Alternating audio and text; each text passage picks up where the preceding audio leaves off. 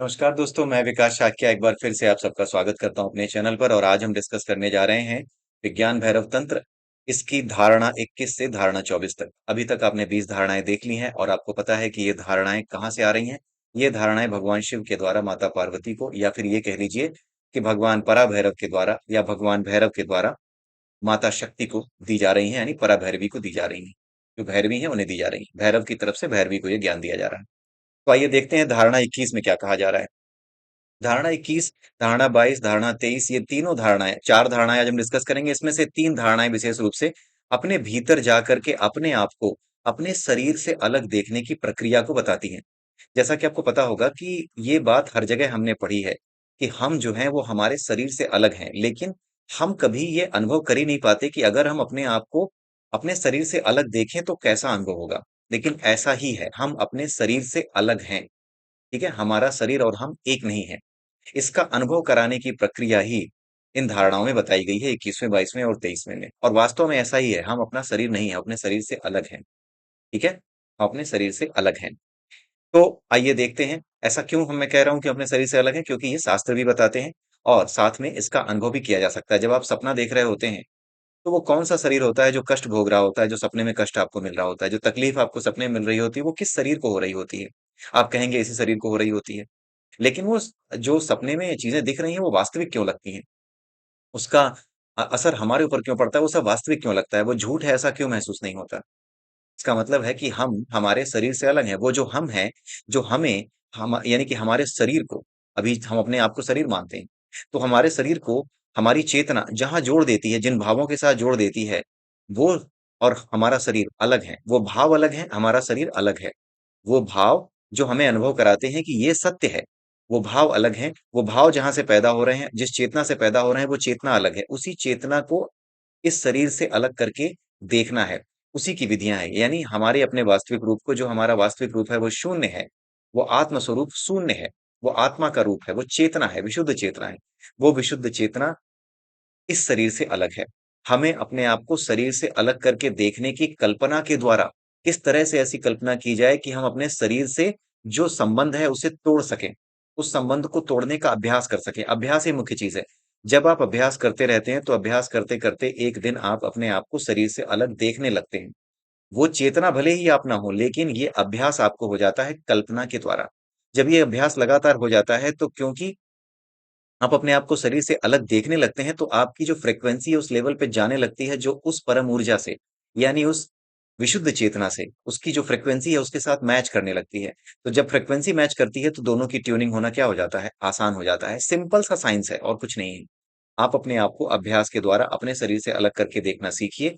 जैसे ही आप अपने आप को शरीर से अलग करके देखना सीखेंगे, आपके शरीर के अलग अपने अपने शरीर से अलग देखने की जो फ्रीक्वेंसी है, आप उस फ्रीक्वेंसी लेवल पे पहुंच जाएंगे। आपकी जो चेतना है, आपकी जो ऊर्जा है, उस फ्रीक्वेंसी लेवल पे पहुंच जाएगी, जो आपको शरीर से काट करके इस स्थिति में ले आएगी, जो कि शरीर को अलग से देख सकती है।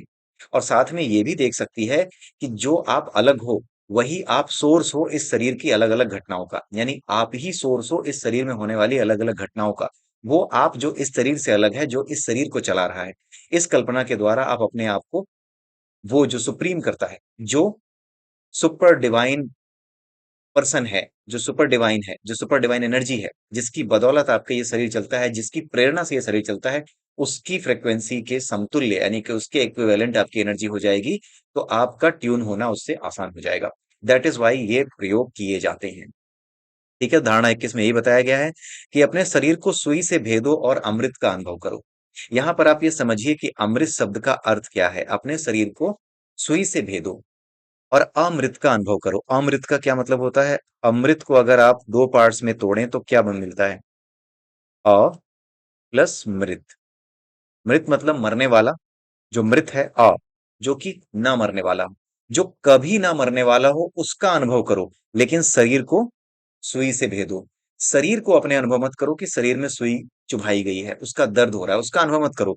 जो आपके शरीर में है, जो कभी मरता नहीं, जो परम ऊर्जा है, जो परम चेतना है, जो वास्तविक चेतना है, जो कभी नहीं मरती, एक रूप से दूसरे रूप में केवल कन्वर्ट हो जाती है, उसका अनुभव करो। तो यहाँ पे अमृत, अमृत का मतलब यही होता है, जो कभी नहीं मरता, वही अमृत है। वही जो ऊर्जा है, वही जो चेतना है, जो कभी किसी रूप में मृत्यु को प्राप्त नहीं होती, केवल एक रूप से दूसरे रूप में कन्वर्ट होती है, वही अमृत है और कुछ नहीं है। ठीक है? तो ये जो चीज है, यहाँ पर यही बताने की कोशिश की जा रही है कि जो आपको सुई चुभाने पे पीड़ा हो रही है, उस पीड़ा को छोड़ करके उसका अनुभव करो जो इस पीड़ा वाले शरीर को दूर से देख रहा हो। यानी उस पीड़ा वाले शरीर को मत देखो, बल्कि उस पीड़ा वाले शरीर से दूर खड़े होकर के देखो। ठीक है? अपने आप को दूर करो। लेकिन अपने आप को दूर करोगे कैसे? इसकी एक विधि बताई गई है। विधि ये बताई गई है कि चाहे सुई से अपने आप को पीड़ा दो, या फिर अगर आपके शरीर में पहले से ही कोई पीड़ा है, जैसे शरीर के किसी हिस्से में दर्द होता रहता है या दर्द हो रहा है, तो उस केस में आप क्या करो कि उस पीड़ा वाले स्थान पर बाकी सारे शरीर पर अपना स्थान हटा दो। जैसे आंखों में थोड़ी बहुत जलन है या आंखों में दिक्कत हो रही है, पैरों में भी दर्द हो रहा है, तो मान लीजिए पैरों में, घुटने में दर्द हो रहा है, तो सारे शरीर से ध्यान हटा करके घुटने पर ध्यान केंद्रित कीजिए, और घुटने पर जहां दर्द हो रहा है वहां पर ध्यान केंद्रित कीजिए। कितना भी तकलीफ हो रही हो, अपने ध्यान को वहीं घुटने पर रखिए जहां पे दर्द हो रहा है। धीरे धीरे होगा क्या कि जब आप अपने ध्यान को बढ़ाएंगे, तो वैसे वैसे वो जो घुटने पे दर्द वाला स्थान है ना, वो दर्द वाला स्थान, वो दर्द वाली जगह आपको संकुचित यानी कॉन्ट्रैक्ट होती हुई नजर आएगी। उसमें कॉन्ट्रैक्शन होगा, आपको ऐसा फील होगा कि उसमें कॉन्ट्रैक्शन हो रहा है। धीरे धीरे वो जगह और छोटी होगी कॉन्ट्रैक्ट होकर के। आपको लगातार इसका ध्यान करना होगा। ये विधि आसान नहीं है, मेरे लिए तो एटलीस्ट आसान नहीं है, क्योंकि ध्यान उधर उधर भागता रहता है। आपका अगर ध्यान इतना घना है, तो आप जो है इस ध्यान को कर सकते हैं, इस विधि के साथ इस्तेमाल कर सकते हैं अपने ध्यान को। तो अपने ध्यान को इस तरीके से आप इस्तेमाल कीजिए कि जहां पे पीड़ा हो रही है, उस पीड़ा वाले स्थान पर अपने ध्यान को केंद्रित करिए। उसके अलावा शरीर के हर हिस्से को भूल जाइए। धीरे धीरे वो जगह जहां पे आपने ध्यान केंद्रित किया है, वो जगह छोटी से छोटी होती चली जाएगी। जैसे जैसे वो छोटी से छोटी होती चली जाएगी, अंत में वो बहुत सूक्ष्म सी रह जाएगी, बहुत महीन सी रह जाएगी। ठीक है? शरीर से आपकी दूरी बन जाएगी अगर आप इसका अभ्यास करते हैं। आप एक दिन अपने आप को शरीर से दूर करके देखना शुरू कर देंगे। दिखना शुरू हो जाएगा दूर। क्योंकि जब आप इसका लगातार अभ्यास करेंगे ना, तो आपका जो शरीर में जो दर्द है, जो पीड़ा है, वो धीरे-धीरे जो पीड़ा है ना, अपने आप उस पीड़ा से अलग हो जाएँगे। यानी उस पीड़ा का अनुभव पीड़ा होने के बावजूद भी आपको नहीं होगा। वो परेशान आपको करना बंद कर देगा। ठीक है? तो आप उस पीड़ा को देखते रह पाएँगे और उसका अनुभव नहीं कर पाएँगे। अनुभव जब होगा तब तक आप शरीर हैं। जब उसका अनुभव होना बंद हो जाएगा कि हाँ, ये अनुभव नहीं हो रहा, धीरे-धीरे वो जगह छोटी होती चली गई और उसका अनुभव नहीं हो रहा। कई बार आश्चर्यजनक तरीके से आप ये अनुभव करेंगे कि वो दर्द वास्तव में गायब हो चुका है। ठीक है? एकदम नहीं हो रहा। ये करके देखिएगा, ये थोड़ी कठिन विधि है। जहाँ तक मेरा एक्सपीरियंस है, ये थोड़ी कठिन विधि है। ठीक है? लेकिन आप ये करके देख सकते हैं। बचपन में कई बार ये विधि मैं जानता नहीं था, बट बचपन में कई बार मेरे पैरों में दर्द हुआ करता था, तो मैं इस विधि का इस्तेमाल करता था, मैं ये जानता नहीं था। बट मैं क्या करता था कि अपने पैर को जहाँ दर्द हो रहा है ना, उसकी छटपटाहट को छोड़ देता था, ऐसे ही पैर को छोड़ देता था, ज़्यादा दर्द होता था तो। और जब बहुत ज़्यादा पैर में दर्द होते थे, उसको छोड़ देता था, तो धीरे-धीरे क्या करता था, बस उसको ध्यान लगाता था कि हाँ, ये दर्द धीरे-धीरे कम हो रहा है। आश्चर्यजनक तरीके से वो दर्द धीरे-धीरे वास्तव में कम होने भी लगता था। और थोड़ी देर बाद वो दर्द गायब भी हो जाता था, ऑलमोस्ट गायब भी हो जाता था। तो ये विधि बचपन में बिना जाने, बिना पढ़े, करीब मैं 8-9 साल, 10 साल का जब मैं रहा होऊँगा, उस समय मेरे पैरों में दर्द हुआ करता था। तो मैं जानता नहीं था कि ऐसी कोई चीज़ है कि विज्ञान भैरव तंत्र है। बस मैं इस्तेमाल करता था ऐसे ही। मैंने बस ऐसे ही करके देखना शुरू किया। जब ज़्यादा दर्द होता था तो मैं यही तरीका इस्तेमाल करता था और थोड़ी देर में दर्द से दूरी बनने लगती थी और दर्द गायब भी हो जाता था। आप इसको करके देखिएगा, ठीक है? तो ये आप करके देखेंगे तो आपको एक अभ्यास होगा। कुल मिला के इसका उद्देश्य ये नहीं है कि आप अपने दर्द को दूर करें। आप समझ रहे होंगे मैं क्या कह रहा हूँ। इसका उद्देश्य ये नहीं है कि आप अपने दर्द को दूर करें। इसका उद्देश्य, इस विधि का उद्देश्य ये है कि आप अपने शरीर को अपने से अलग करके देखना सीख जाएँ। That's it. ठीक है? शरीर से दूरी बनाना सीख जाएँ। अब अगली धारणा देखते हैं, धारणा 22। अपने अवधान को किसी घटना पर केंद्रित करो और किसी भाव का अनुभव मत करो। अब इसको समझते हैं। अवधान का मतलब पिछले ही वीडियो में हमने समझाया है, अवधान और ध्यान में अंतर है। अवधान के केस में क्या होता है, किसी चीज पर आप अब ध्यान अपना एकाग्र करते हो। ठीक है? आप कंसंट्रेट करते हो किसी चीज पर, अपने दिमाग को, अपने ध्यान को, अपने मन को किसी जगह पे कंसंट्रेट करते हो, क्योंकि मन लगातार इधर-उधर भागता रहता है। तो उसको बैठाने के 2 ही रास्ते हैं, या तो उसे किसी काम पे लगा दो और उस काम से उसको हटने मत दो। तो ध्यान लगाना एक अलग चीज है, एकाग्रता जो होती है, जो अवधान होता है, ये मन को एक जगह बैठाने का तरीका होता है। ठीक है? किसी काम में लगा दो, वहां से भागेगा, उसको फिर पकड़ के लाओ। ये अवधान है, ये एकाग्रता है। लेकिन जो ध्यान होता है वो क्या होता है कि किसी भी चीज पर ध्यान एकाग्र मत करो, केवल और केवल अपने में स्थित हो जाओ। मन को कहीं मत भागने दो, किसी चीज पर एकाग्र ही मत होने दो। विचार आए उन्हें आने दो, जाने दो, किसी विचार पर एकाग्र मत हो। आएंगे जाएंगे, तो ये अभ्यास मेडिटेशन में किया जाता है, ध्यान में किया जाता है। लेकिन जो अवधान होता है वो ध्यान से अलग होता है। अवधान में आप अपने ध्यान को किसी जगह पे एकत्र करते हैं, किसी पॉइंट पर फोकस करते हैं आप। ठीक है, फिर उस तरीके से आप मन को बिठाते हैं कि बैठ भाई यहाँ पे, यहाँ से भागना नहीं है। ठीक है। तो आप जब ऐसा करते हैं तो यहाँ पर भी वही तरीका इस्तेमाल हो रहा है कि आप अपने आप को एक दृष्टा की तरह देखते हैं। यानी आप अपने आप को देखना शुरू करते हैं। किस तरीके से? किसी घटना पे आप अपने अवधान को यानी एकाग्रता को केंद्रित करके कैसे करेंगे? भूतकाल में, पास्ट में कोई भी ऐसी इंसिडेंट हुई हो, जो अच्छी रही हो, बुरी रही हो, कुछ भी रही हो, उसको याद करें। उसको याद करते समय आप ये ना सोचें, जैसे जब आप किसी घटना को याद करेंगे, जैसे किसी से कभी झगड़ा हुआ हो, आप अपने बैठ करके उस झगड़े के विषय में जब आप सोचते हैं कि हाँ, उससे ये झगड़ा हुआ था, तो जब आप उस झगड़े के विषय में सोचते हैं, तो उसमें जो भाव आते हैं कि देखो उसने ऐसा बोला था, कितनी गलत बात बोली थी, तो अंदर से गुस्सा अपने आप आता है। ये आने नहीं देना, इससे अलग रखना है। उस भाव से भी अलग रखना है अपने आप को। बस उस घटना को देखना है, ऐसे देखना है कि आप वहां पे नहीं हो। आप अपने आप को देखो जरूर, लेकिन आप ये देखो कि आप वहां पे नहीं हो। आप एक दर्शक की तरह कोई पिक्चर देख रहे हो, जिसका कोई लेना देना नहीं है। इस फिल्म के जितने भी कलाकार हैं, उनसे कोई लेना देना आपका नहीं है। आप सिर्फ एक दृष्टा की तरह देख रहे हो, एक देखने वाले की तरह देख रहे हो। जैसे अगर दो लोग आपस में लड़ रहे हो और आप जाएं देखे भैया क्या हुआ, ना तो उसके गुस्से से आपको लेना देना है, ना उसके गुस्से से आपको लेना देना है। दोनों आप एक आपस में एक दूसरे से लड़ रहे हैं। तो आप जैसे उस समय देखते हो, वैसे ही अपने भूतकाल की जो पास्ट में हुई घटना है, उसको इसी तरीके से देखो। इस तरीके से देखने का आप अभ्यास करो। बुरी से बुरी घटना लो, जिसमें आपके साथ बड़ा बुरा बर्ताव किया गया हो, आपको बड़ा गुस्सा आया हो, आपको ऐसी ऐसी बातें कही गई कि आज भी आपके तन बदन में, अगर आप उसमें घुसें, उन भावों में घुसें, तो आज भी आग लग जाए। ऐसी जगहों पे जाओ, लेकिन बड़े ध्यान से देखो, और देखते समय ये सोचो कि कोई गुस्सा हमें नहीं आ रहा। बस ये देखो कि ये कोई आदमी था, जैसे मैं देखूं कि हाँ ये विकास था, इसका किसी से झगड़ा हो रहा था। लेकिन अपने आप को उससे मत जोड़ो, क्योंकि जैसे ही जोड़ोगे, वैसे ही फिर गुस्सा आएगा। भले ही 20 साल पुरानी घटना हो, 25 साल पुरानी घटना हो, लेकिन जैसे ही याद करोगे कि उससे बहस हुई थी, वैसे ही यहाँ बैठे बैठे आज 25 साल बाद भी वही गुस्सा आपके अंदर निकल आता है। अंदर ही अंदर रहता है। एक कसमसाहट रहती है, देखो ऐसा बोल दिया था, ऐसा कह दिया था। लेकिन उससे अपने आप को दूर रखो। बस ये देखो कि कोई था जिसको गुस्सा आ रहा था। ये जरूर देखो कि गुस्सा आ रहा था, लेकिन अपने आप को मत जोड़ो कि ये मैं था। मुश्किल होता है, ये अभ्यास मुश्किल है, लेकिन फिर ये इतनी आसान चीज भी तो नहीं है अपने आप को जानना। बुद्ध बनना, अपने बोध को जानना, अपनी चेतना को जानना, अपने आप को जान जाना, ईश्वर के वास्तविक रूप को जान जाना, ईश्वर के वास्तविक रूप से एक साक्षात्कार कर लेना, ये इतना आसान भी तो नहीं। तो ये विधियां भी कई जगह पे मुश्किल आपको लगेंगी, तो इसको करके देखिएगा। इसका एक प्रयोग बताया गया है। प्रयोग ये बताया गया है कि रात को जब आप सोने जाएं, तो सोने से पहले जब आप सोने जा रहे होते हैं, सारी चीजें किनारे रख दीजिए। किनारे रख करके दिन भर में जितनी घटनाएं हुई हैं, शाम से लेकर सुबह तक, सुबह से शाम तक नहीं, शाम से लेकर सुबह तक उल्टी जो है घटनाएं देखें। शाम को ऑफिस आए थे, ऑफिस आने के बाद खाना खाए थे, अब खाना खाने के बाद सोने जा रहे हो, यहां से देखना शुरू करो। इस लेटने आया था, लेटने आने से पहले मैं क्या कर रहा था? खाना खा रहा था। खाना खाते समय कोई बहस हो रही थी, कोई बात नहीं। उसके पीछे कुछ और हो रहा था, कोई बात नहीं। उसके पीछे दिन में किसी से बहस हुई, कोई बात नहीं। ऑफिस में झगड़ा हुआ, कोई बात नहीं। सुबह उठे, वहां तक जाओ। शांति से जाओ, बिना किसी भाव में अटके। इसमें ज्यादा दिक्कत होती है, क्योंकि जो तुरंत हुआ होता है ना, उसमें गुस्सा ज्यादा आता है याद करके। ठीक है। इतना ज्यादा वो गुस्सा आता है कई बार कि लाओ साले को फोन करें उठा के, इस तरह का मन करने लगता है।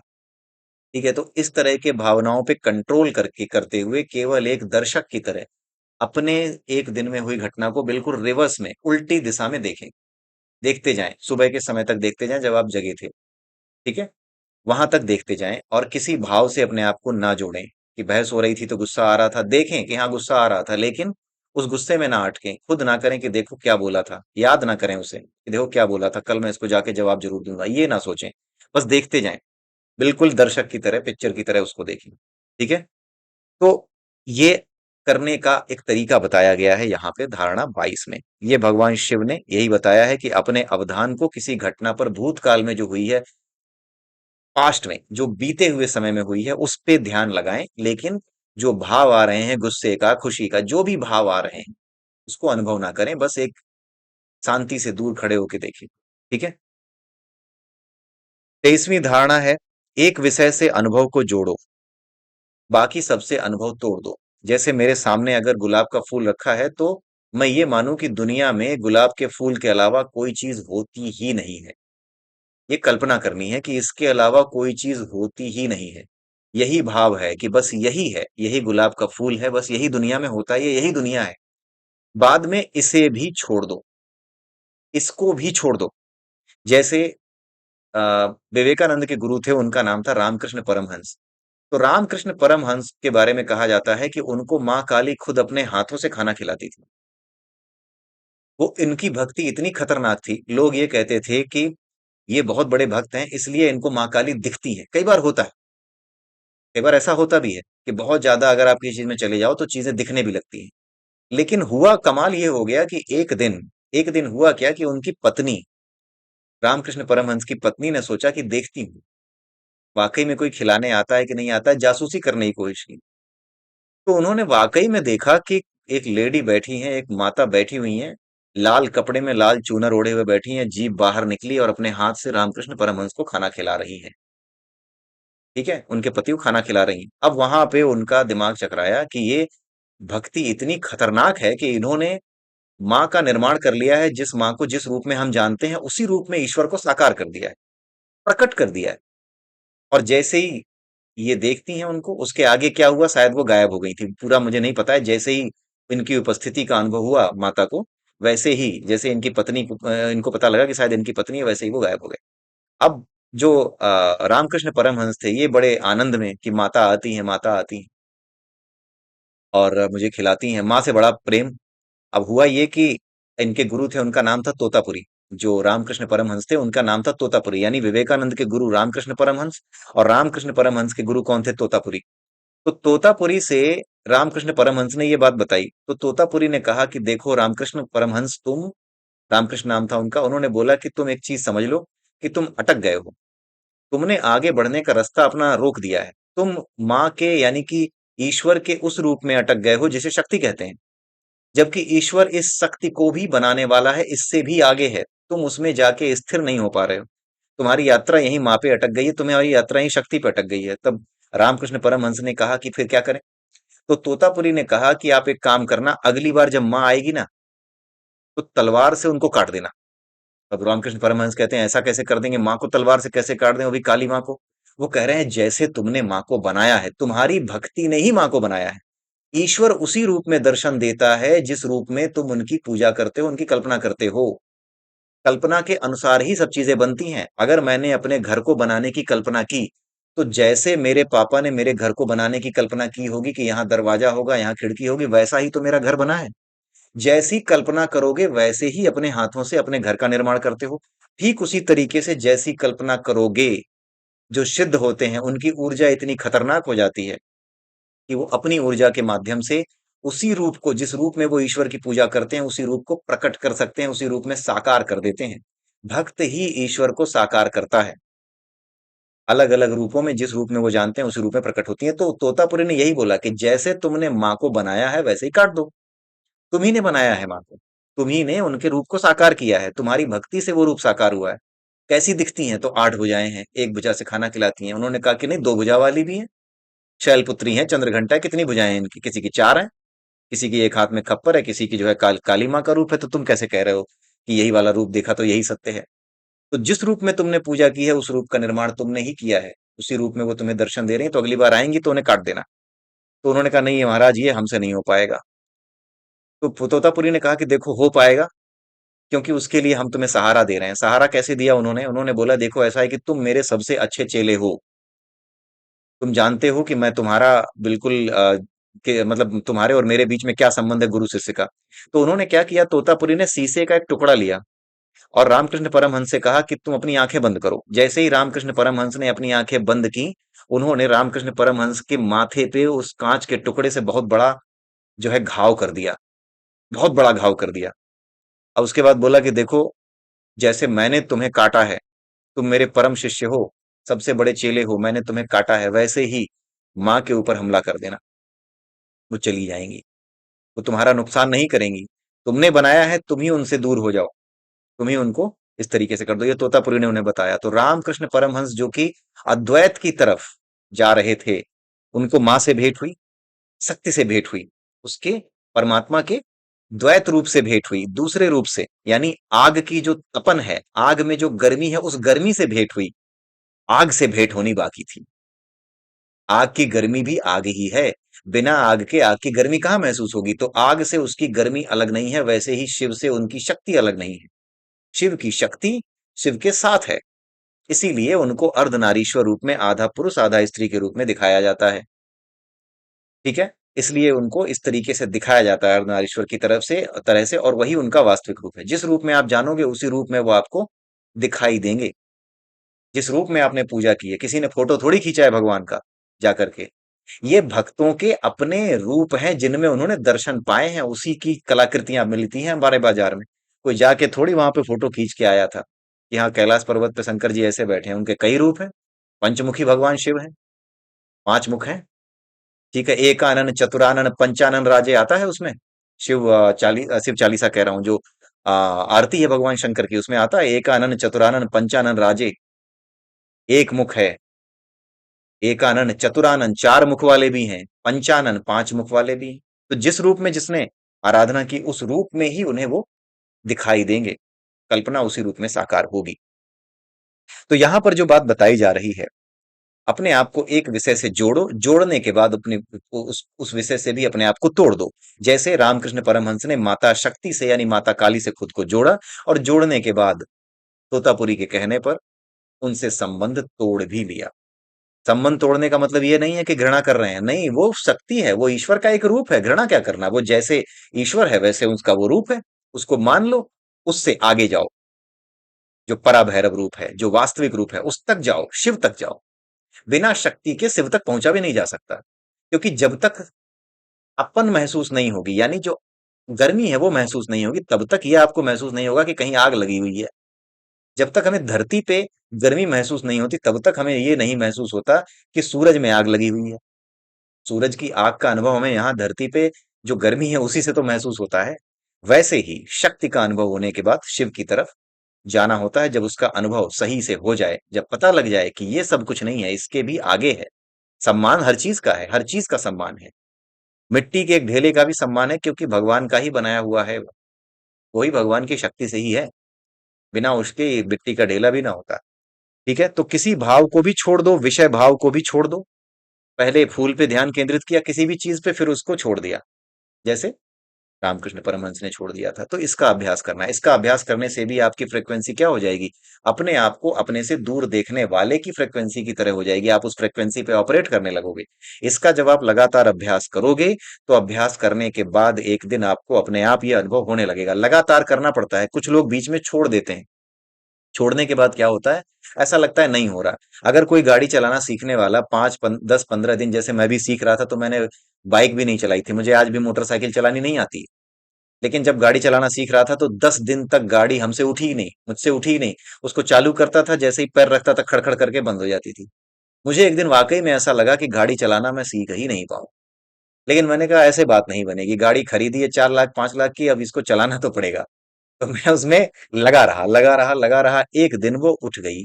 अब ये समझ में नहीं आया, जब मुझसे उठने लगी ना गाड़ी, तब मुझे ये समझ में नहीं आया कि ये उठती क्यों नहीं थी पहले। अब मैं वो हरकत कर ही नहीं सकता कि जिससे गाड़ी बंद हो जाए। अब गाड़ी उठ जाती है हर बार, वो बंद ही नहीं होती। अब पहले बंद हो जाती थी, मैं उठा नहीं पाता था, अब मैं बंद नहीं कर पाता कि क्या करता था ऐसी हरकत की ये बंद हो जाती थी। यही होता है। अभ्यास करते करते करते करते ऐसी स्थिति आ जाती है कि आपको पता नहीं चलेगा कि आप कब सीख गए। इसीलिए भगवान कृष्ण ने कहा है कि अभ्यास करो और वैराग्य रखो। वैराग्य यानी संसार की हर चीज को मिट्टी का ढेला मानो, इससे ज्यादा मत मानो। आज जो तुम्हारा है कल किसी और का हो जाएगा। ये सुनने में लगता है कि हाँ बहुत बड़े बाबा हो गए, लेकिन यही सच है। जो आज तुम्हारा है, तुम्हारे मरने के बाद किसी और का होगा। आज मुझे लोग जानते हैं, आज सब जानते हैं, 100 साल बाद मेरा नाम भी कोई नहीं जानेगा। जहां कहीं फोटो टंगी होगी ना, वहां से भी हट जाएगी, होंगे कोई रहे होंगे, अब नाम भी याद नहीं होता। मेरे दादा के दादा के दादा का नाम मुझे भी नहीं याद है। ठीक है, संसार परिवर्तनशील है, यहाँ पे किसी भी चीज से मोह रखने का कोई अर्थ नहीं है। सब कुछ नाशवान है। ये है वैराग्य। केवल कहने से नहीं होगा, ये अनुभव होना चाहिए। कहने को तो हर कोई कहता है सब मिट्टी है, लेकिन ऐसा होता नहीं है। जैसे पैसे की बात आती है, रुपए क्या, नहीं मिट्टी नहीं है, ये तो सोना है, लाओ जेब में भरो। तो ऐसे नहीं होगा। अनुभव वास्तव में होना चाहिए कि सामने अगर पैसा भी रखा हो, तो बस हाँ ये जरूरत की चीज है। गाड़ी है घर में, हाँ जरूरत की चीज है, उसको चाटना नहीं है कि हाय राम इसमें इतनी खरोंच लग गई हो, रात में नींद नहीं आ रही, ये नहीं करना है।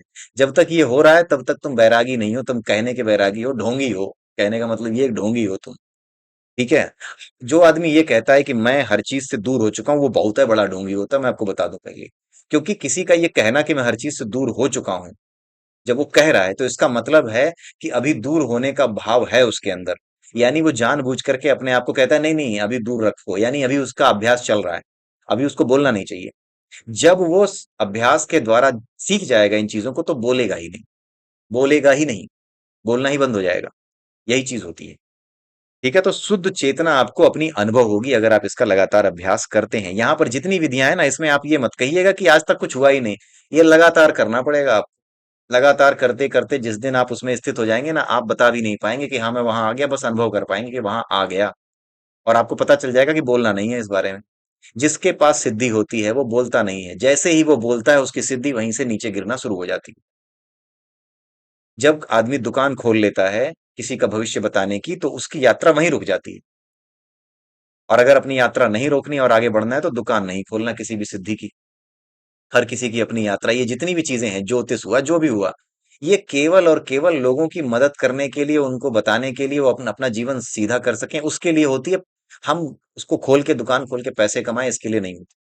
जो पैसे कमा रहा है दुकान खोल के ना, वो अपना नुकसान कर रहा है। इसको सिर्फ ये मानिए कि रास्ते में मिलने वाला पुरस्कार है, इनाम है। रुको मत इनाम पाके, नाचने मत लगो इनाम पाके, ये इनाम है। जैसे आप कुछ अच्छा काम करते हो तो पुरस्कार मिलता है, प्राइज मिलता है, वैसे ही ये पुरस्कार हैं, ये सिद्धियां पुरस्कार हैं, इनको लेकर के रुको मत। ऐसा थोड़ी है कि ग्रेजुएशन में या फिर क्लास 10th पास करने के बाद मैं फर्स्ट आ गया पूरे स्कूल में तो मुझे प्राइज मिल गया तो बस आज खत्म। क्या उस दिन खत्म हो जाती है सारी पढ़ाई? क्या उस दिन के बाद सारा खेल खत्म, मिल गया पुरस्कार कल खत्म? नहीं, उसके आगे भी है। आगे चल करके आपको और काम करने हैं और पुरस्कार मिलते रहेंगे, लेकिन जीवन भर काम करते रहना है, नहीं तो जीवन चलेगा नहीं। ये चीज है। अब 24वीं धारणा देखते हैं, किसी व्यक्ति के पक्ष या विपक्ष में उठने वाले भावों को उस व्यक्ति पर आरोपित मत करो। ये बहुत सिंपल सी धारणा है, इसका अभ्यास भी आप कर सकते हैं। आज जो दूसरा जो विधि थी ना जो हमने देखी, उसका अभ्यास आसान है जहां तक मेरा अनुभव है। बाकी का थोड़ा मुश्किल है लेकिन किया जा सकता है।